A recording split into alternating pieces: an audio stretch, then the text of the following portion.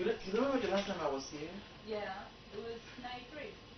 Yeah, I was telling my friend, I said, I haven't seen Alex since I said, no, you saw him since you came. I said, no, I traveled in November. I haven't seen him since I went to Mali. I was in Mali for 2 weeks. Very interesting country. Really loved it. Very, very interesting. Are you watching this? No, not at the time.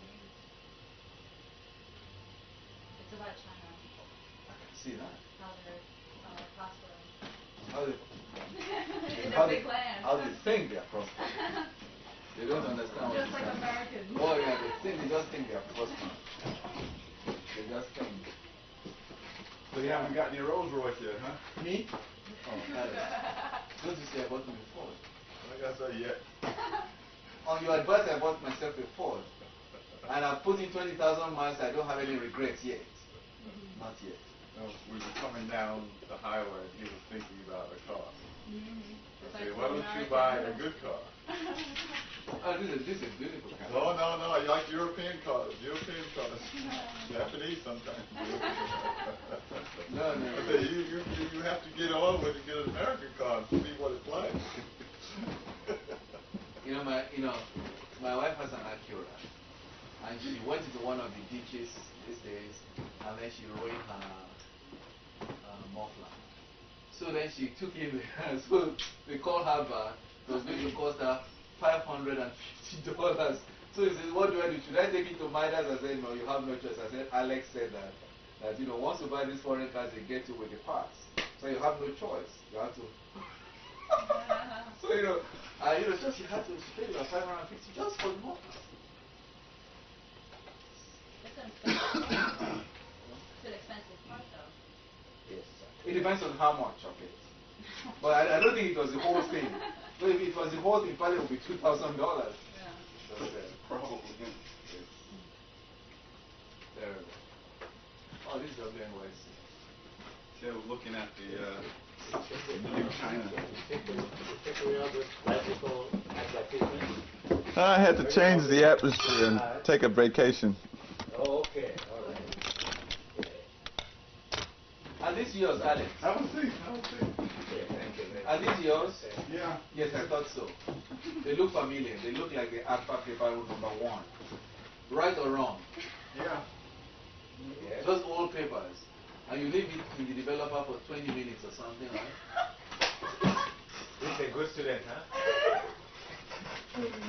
Good student. So precise. Still thinks well. You put it in the developer and you come and eat you go take your lunch and then come back and take. That's good. Good student. That's good. Did you finish the house? Did we finish it? Can you He asked a good question from you. Because you say he's an artist. I wouldn't dare answer that. You have to be the one to answer. You see, I didn't, in the eye of the one day, the contractor came and told us that he declared bankruptcy. He wants me to judge whether Alex, he said somebody sued him for $400,000 and the person won. So he had no choice but to declare bankruptcy. So they left you there, huh? Oh, no. So he was very kind because we've been very good with him. So he was very kind. So he dragged on this. He will come today and do a little thing. But he said we shouldn't worry that he will finish it. So he more or less finished. More or less. Oh, okay. More or less finished. So you got the dark room back in place? Oh yeah, I've been doing that. Everybody's asking me, where have you been? So I said, well, I'm in my dark room. I sleep in my dark room. I wake up in my dark room. I said I'm in my dark room. Well, it's working well. And then, you remember I was having difficulties with my printing. Was?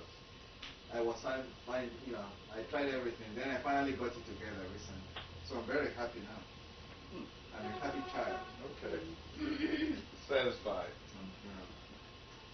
For 2 years I called Alpha and I said, what did you do?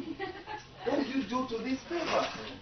I called them and I called the technical section and said, oh yeah, we changed it. We changed the emulsion. I said, what did you do to... So they said, we changed the emulsion so that it's not as warm as before. I said, why did you do that? There are many of us who use the paper just because it was warm. Also, they said they were having difficulty maintaining the quality from batch to batch. And the only way they could do it was to do something and that reduced the warmth. So I said, then what am I supposed to do? So they said, well, we suggest you use selector. I said, well, how good is selector compared with vector in terms of contrast? They said, well, we don't think there's anything. You see, they're telling me we don't think. Oh, these are the manufacturers. Instead of being able to, I expect them to rattle off, you know, the statistics and the, you know, interesting.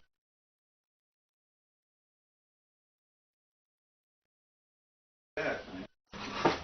That's why I stopped doing it. I just show stuff I used to do. I don't do that no more. That's old fashioned. This day I'll bring some more for you.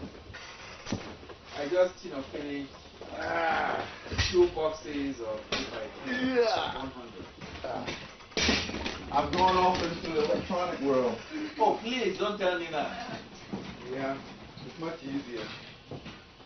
It's just that now that I've gotten there, it's very difficult. No, what were they talking about Stay today? there. Because, you know, I nearly went to Prague for something, you know. I don't even think about that part of it. See, you think about that. I don't think about that. Let's go and do it. Okay. In the process of doing it, I learned. Okay. I learned what I want to know. Oh, okay. All right. Less time, less. Okay, let's try this and let's try this and let's try this. Okay. All right. I guess it was, you know, spend about a month reading the book though. You know? But you see, what I find though, is that most of the electronics are really concentrating on color rather than black and white. And I really want an adaptation where I can use it in black and white because I'm really not interested in color.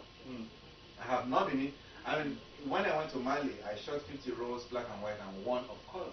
And that 1 of color, I decided one afternoon, let me go and shoot this thing in color, and that's it. But you see, most of the electronics are really for, you know, color work, for, you know, changing the colors and, you know, all kinds of colors. Yeah, that effects and that kind of stuff. And moving camera and all that kind of stuff. What's this? This is my new reality.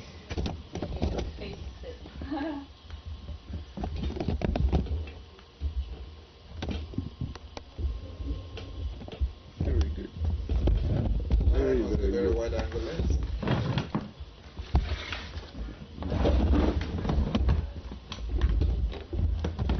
Excellent.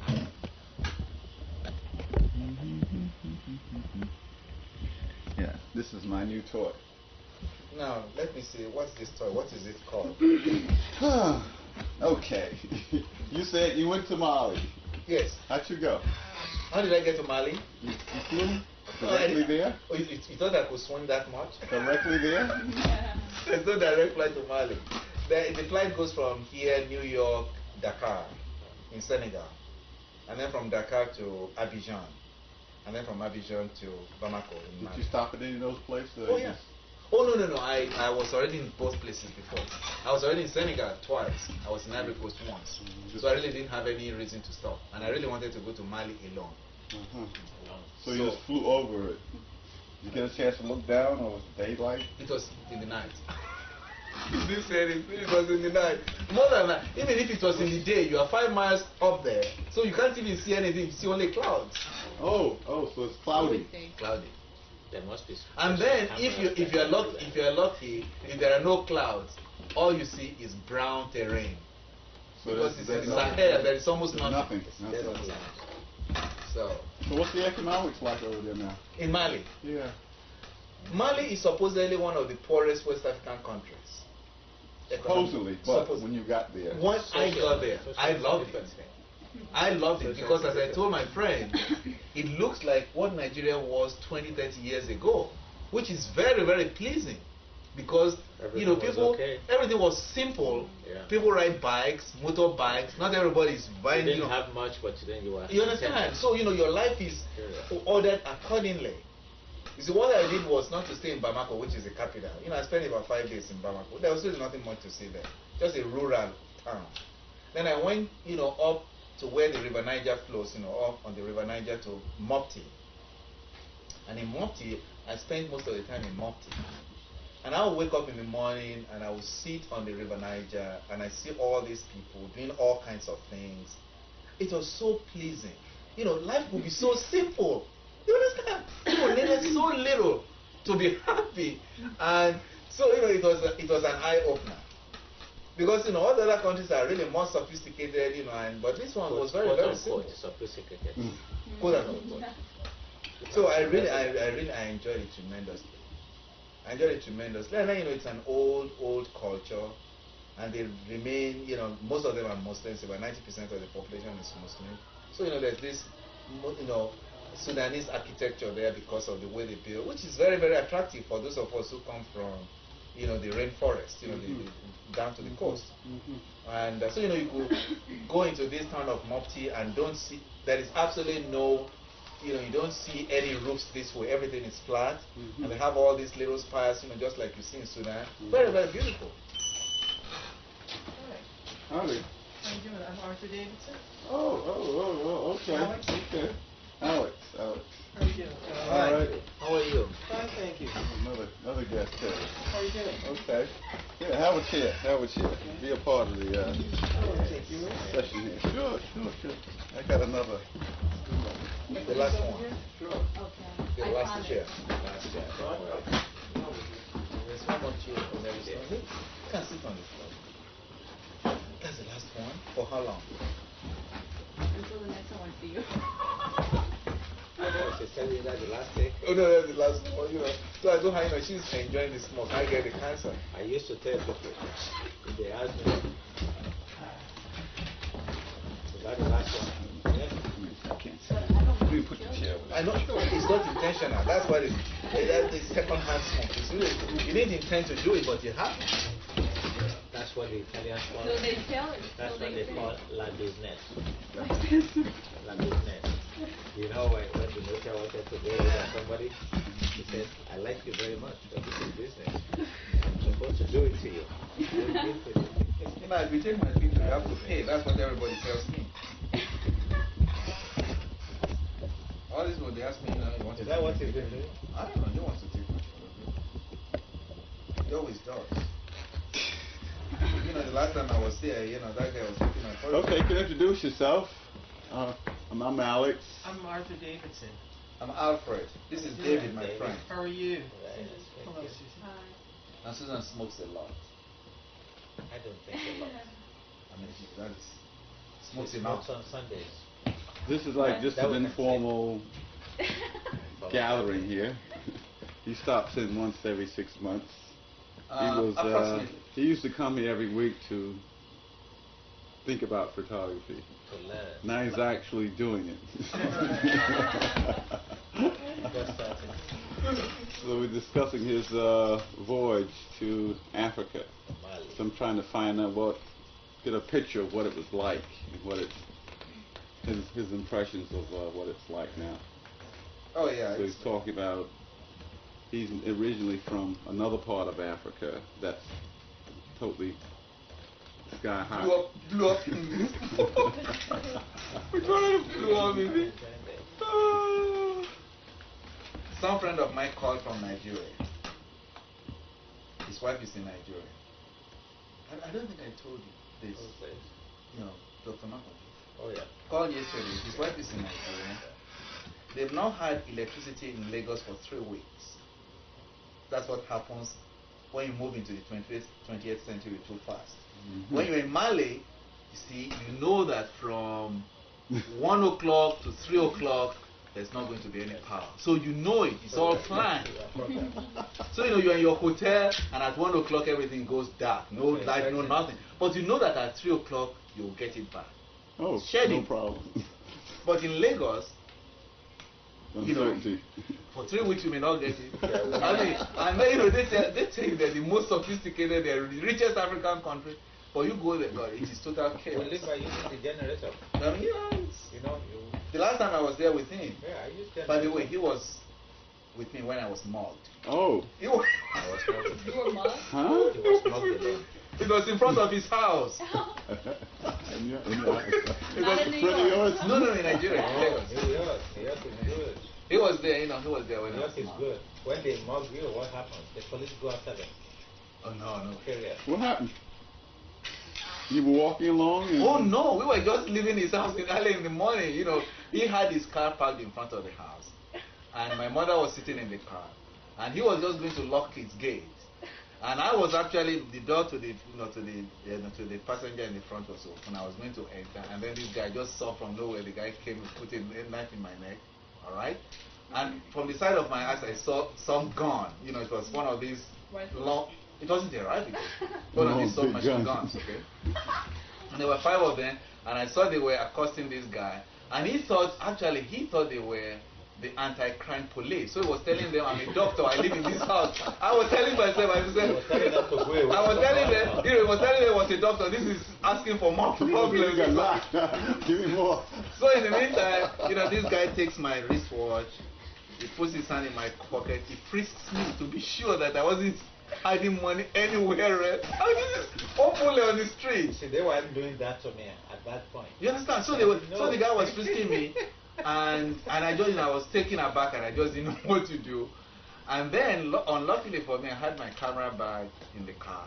It was actually, if it was in the trunk, they really wouldn't have known, but it was actually on the back seat staying with my mother. So they took the camera. So the guy bag. said, don't worry, I have dollars here, I have cameras. Then my briefcase. So they went for it. Then my briefcase was there. Alright? And my briefcase was my passport, my mother's passport, all my documents. We were going to the embassy together. All the documents were there. My phone book, everything was in there. So, they took the camera and they took that. So the only thing they left out was that I told them I had dollars. You told them you had all these things. No, I told them I had dollars. So when they had the word dollars, so they left everything, so they were interested in the dollars because, so I told them, say how much do you have? It was in my wallet. I knew they were going to take the wallet. So I told them there were something like $300. Actually, there was less than $100 there. So I said 300. So all of them went for the dollars. You understand?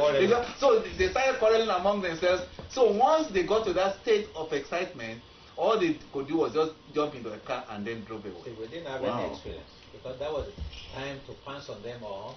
Because they were quarreling among themselves for a short while. And then I guess, they recognized that this was not going to work out. So they took the camera bag, they took my bag, they took, the wristwatches and everything, and then they just went away. You see, the police appeared within 1 minute. The police came. And they were asking. But the police, actually, they were in collusion with the police. And I said, that's the car going. What's the number? So. Say, you even know the number? Okay, go Did they catch them? In Lagos? Do you catch any mugger in New York? We are telling you that I bring everything. I bring all my rolls. No, I don't shoot color, I shoot only platforms.